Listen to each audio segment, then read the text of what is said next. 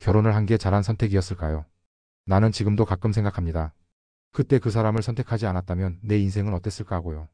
23살. 꽃도 피기 전이었죠. 며느리 하나 잘 들어왔네. 시집살이 좀 해도 되겠어. 웃으며 건넨 그 말 한마디에 저는 앞으로 30년을 말 그대로 참고 살게 될 줄 몰랐습니다. 남편은 말이 없었습니다. 사랑한다고도 미안하다고도 수고했다고도 한 번을 먼저 말해준 적이 없었어요. 당신이 참아서 집안이 유지되는 거야. 당신이 조용하니까 애들이 잘 크는 거지. 그 말이 칭찬인 줄 알았습니다. 그 말이 사랑인 줄 알았어요. 첫째를 낳고 둘째를 낳고 남편은 점점 더 바빠졌고 시어머니는 점점 더 간섭이 심해졌죠. 애는 왜 이렇게 말라 빠졌냐, 우유는 챙겨 먹이는 거냐? 남편은 뭐 하나 도와주냐고요. 아이고 그걸 왜 묻나. 당신이 다 해야지. 그때마다 제 마음은 조각조각 부서졌지만 애들만 보고 버텼어요. 애들만 보고. 한 번은 정말 속상한 일이 있었습니다. 둘째 아이가 폐렴으로 병원에 입원했을 때였어요. 밤새 간호하고 지쳐있던 저한테 남편이 한 말 기억합니다. 왜 당신이 거기 있어? 간호사는 뭐 하라고 있는 건데? 그날 저는 화장실에 숨어서 울었어요. 소리도 못 내고.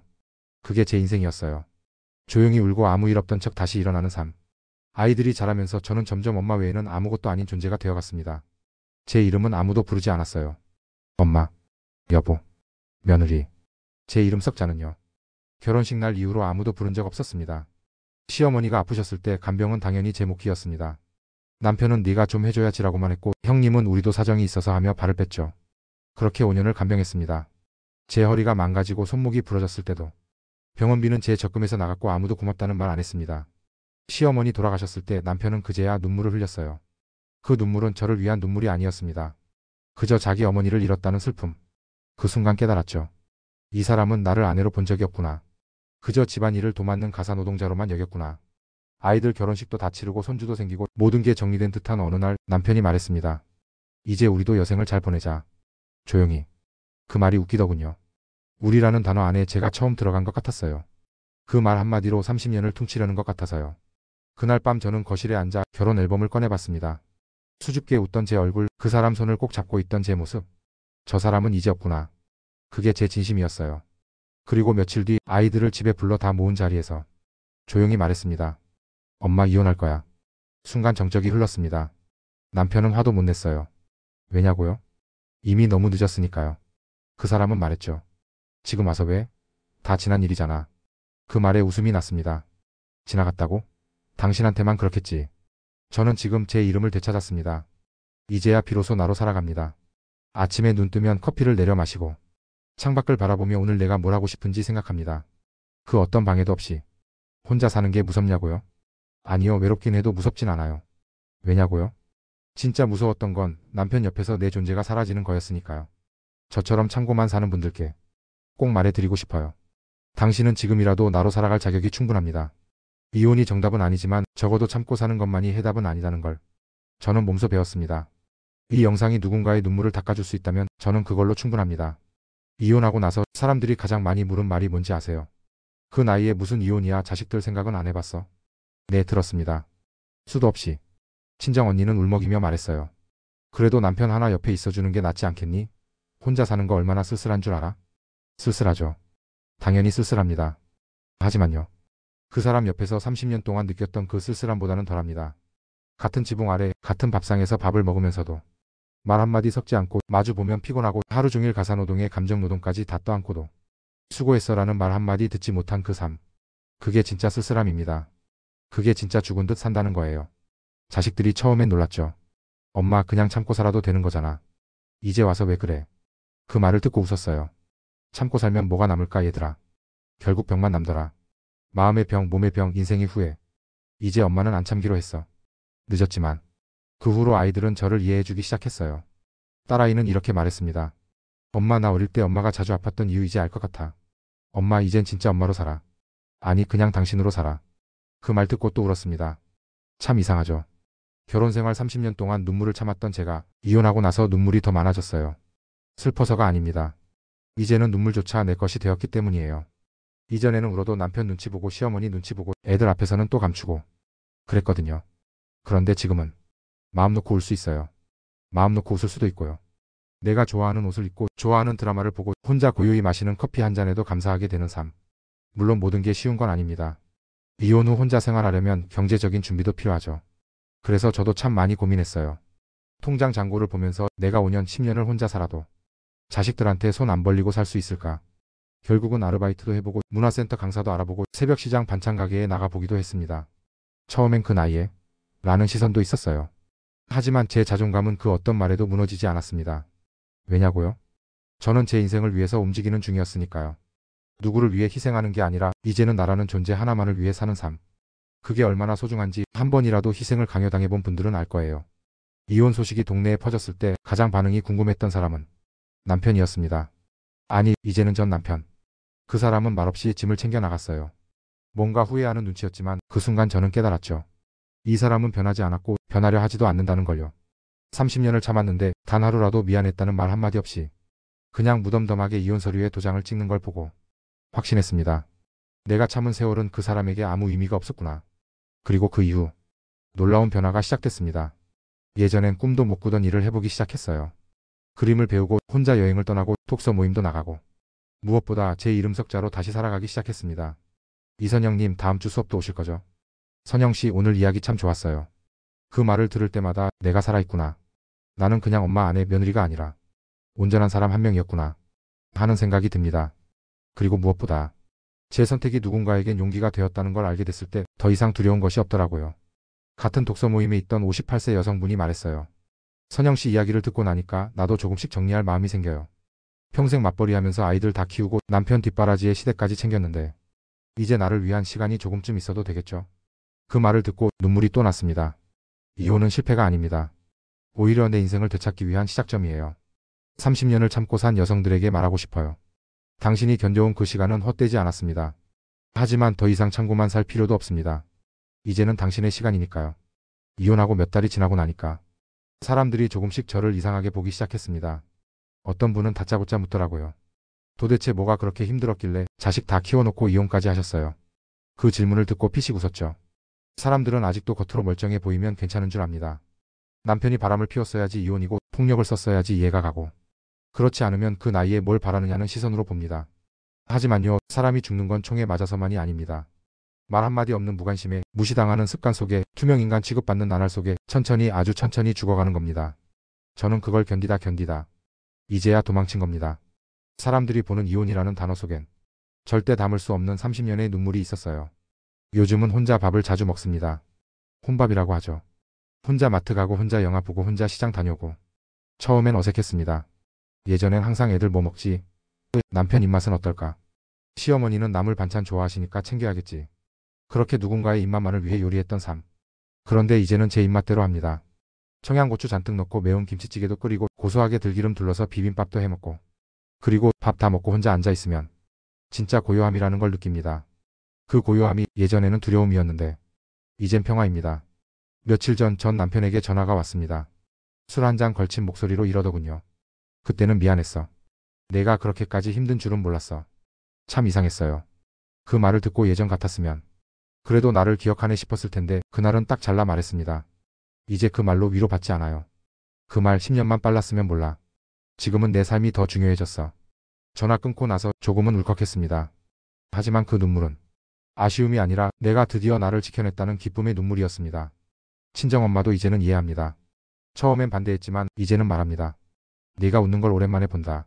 네가 행복하다면 그걸로 된 거야. 이 말 듣고 엄마 손 꼭 잡고 울었습니다. 엄마도 40년 동안 참고 산 사람이거든요. 엄마도 얼마나 많은 걸 삼키며 살아오셨을까요? 그런 엄마가 이제는 제 선택을 지지해주는 것, 그게 너무나 큰 힘이 됐습니다. 요즘 제 하루는 단순합니다. 아침에 일어나면 창문 활짝 열고 커피 한 잔 내립니다. 작은 베란다에 나가 햇살 받으며 혼자 멍하게 앉아있는 시간. 아무 말도 없고 누가 시키는 일도 없고 눈치도 보지 않아도 되는 그 고요함. 그게 진짜 자유입니다. 혹시 지금 이 영상을 보고 계신 어떤 한 분이라도 나는 이 나이에 뭘 할 수 있을까? 이미 늦었어.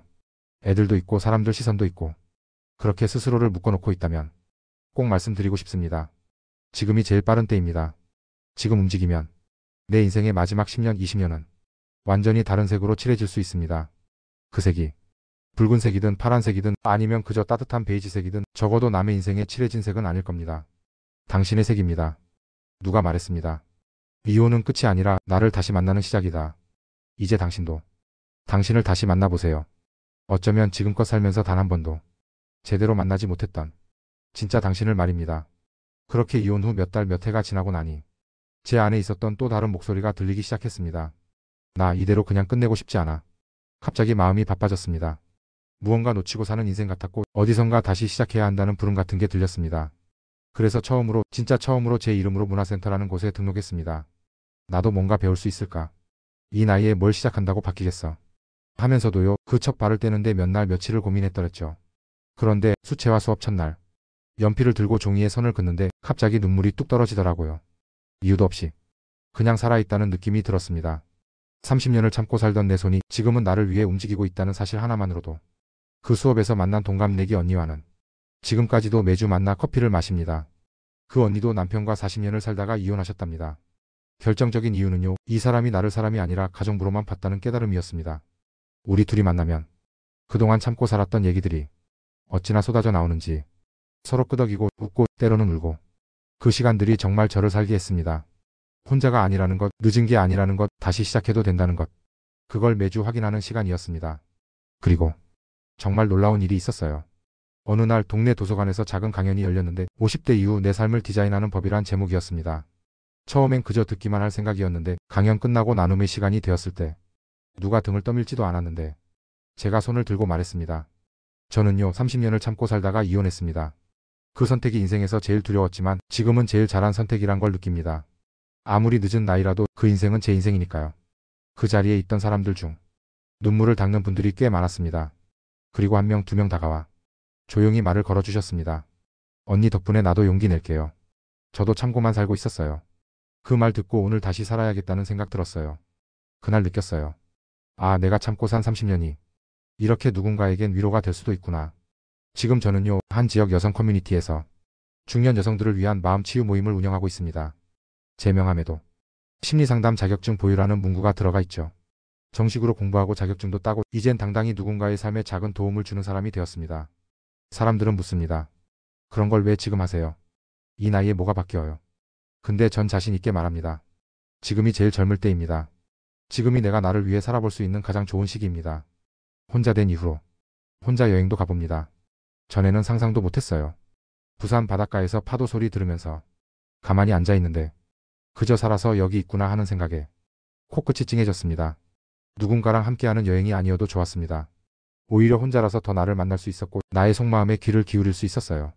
그리고 그런 시간이 쌓이면서 조용히 제 안의 아픔들이, 노여움들이, 슬픔들이 조금씩 녹아내리기 시작했습니다.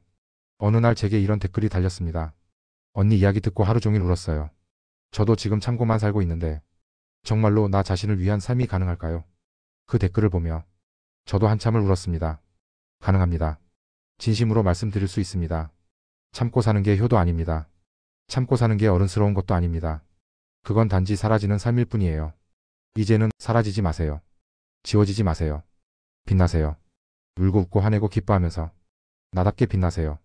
이혼하고 나서 가장 걱정됐던 건 역시 애들 눈치였습니다. 엄마가 참고만 살지 말고 이제 좀 편하게 살아. 딸아이는 그렇게 말했지만 그게 진심인지 아니면 그냥 맞장구인지 마음 한구석이 계속 불편했어요. 특히 아들은 아무 말도 안 했습니다. 그게 더 무서웠습니다. 내가 가정을 깬 사람처럼 보일까봐, 아빠 욕하는 엄마처럼 느껴질까봐 늘 조심하게 되더라고요. 어느 날 딸이랑 점심을 먹는데 제가 슬쩍 말했어요. 엄마는 가끔 내가 너무 이기적인 선택을 한 건 아닐까 싶어.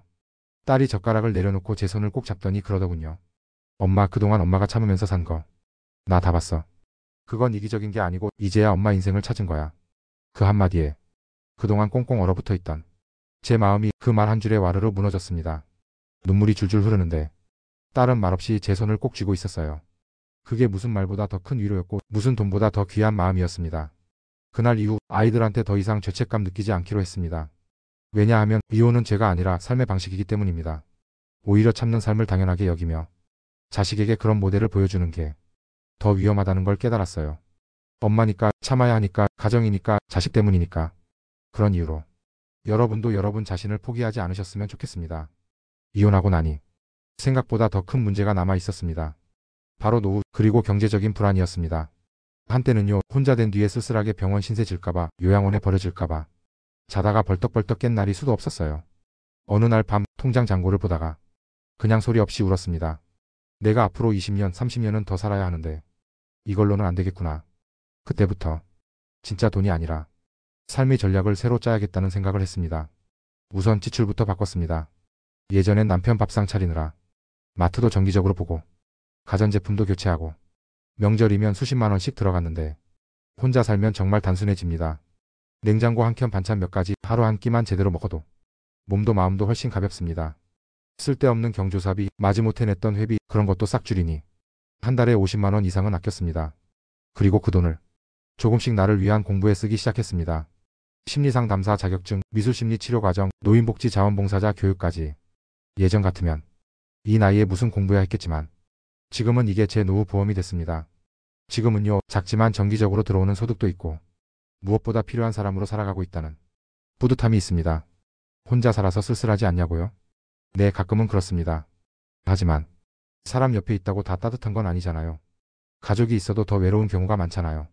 지금 저는 내가 나를 아껴주는 삶을 살고 있고 그 삶에 만족합니다. 그리고 저처럼 혼자가 된 여성들이 모임에 와서 자신의 이야기를 조심스럽게 꺼낼 때면 그 누구보다 깊게 고개를 끄덕여 줍니다. 나도 그랬어요. 그렇게 참고 살았군요. 이제부터는 나를 살려야죠. 이 말들이 저를 살아가게 만들고 다시 다음 날을 버티게 해줍니다. 이모내극장 시청자 여러분, 혹시 지금 이혼을 고민하고 계신가요? 아니면 이미 혼자가 되어 앞이 깜깜하고 외로운 분이 계신가요? 혹시 자식들이나 세상 눈치에 계속 자신을 감추며 사시는 건 아닌가요? 괜찮습니다. 혼자만 그런 게 아닙니다. 이 영상 보고 계신 여러분 중 아마도 절반 이상이 참고 살았다고 느끼고 계실 겁니다. 댓글로 털어놓아 주세요. 그 용기가 또 다른 누군가에게 새로운 내일이 될 수 있습니다.